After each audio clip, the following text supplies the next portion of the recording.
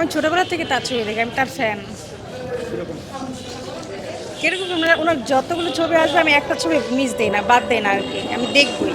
আমার দেরি হইলে আমি দেখবই। শাকিব খানের 5টা সিনেমার নাম বলেন। 5টা সিনেমার নাম: রাজকুমার, প্রিয়তমা, আম, তারপরে এই যে বরবাদ, আর এই ছবির নাম মানে কি, এই ছবিটা এখন ভুলে গেলাম। কি যেন, প্রিন্স। আরও বের হবে, না আশায় আছি। মানে সব সব তো একদম রিসেন্ট যেগুলো করছে।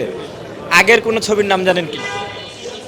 আরও অনেক পুরনো ছবি আছে না, এখন মাথা আছে। তারপরে হিরো দ্য সুপারস্টার আছে, তারপর শিকারি আছে, আর অনেকগুলো আছে। এখন আমার হঠাৎ জিজ্ঞেস করছেন তো, তাই আর কি গুলাই ফেলতেছি, মাথায় আসতেছে না, কিন্তু সবগুলি ছবি দেখা শেষ।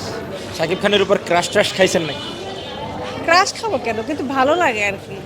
এই জন্য ছোটোবেলার থেকেই তার ছবি দেখি, মানে তার অ্যাকশন, তার রোমান্টিক, মানে সব সিনগুলো আমার খুব ভালো লাগে। মেয়েরা তো নায়কদের উপর ক্রাশ খায়, আপনি কেন খান না? সুন্দর ছেলে বলতে কি শুধু শাকিব খান আছে? নায়ক ছাড়া তো এই যে বর্তমানে কত মানুষজন আছে সুন্দর। এই যে আপনি সুন্দর, আপনি তো খারাপ না, আপনিও তো সুন্দর। হয়তো তার প্রতিভা আছে, সেটা আপনার ক্যামেরার সামনে ধরছে, কিন্তু অনেক ছেলেরা তো প্রতিভা নাই, কিন্তু দেখতে সুন্দর। সবাই সুন্দর, যে ক্রাশ খাওয়া লাগবে তা না, ভালো লাগে এইটাই। যে শাকিব খানের সাথে বুবলি এবং অপু বিশ্বাসের যে একটা গসিপ আছে, সমালোচনা আছে, এটা নিয়ে কি বলেন? এইটা নিয়ে আমার কোনো বক্তব্য নেই, এটা তাদের ব্যক্তিগত জীবন, এটা নিয়ে আমার কোনো বক্তব্য নেই।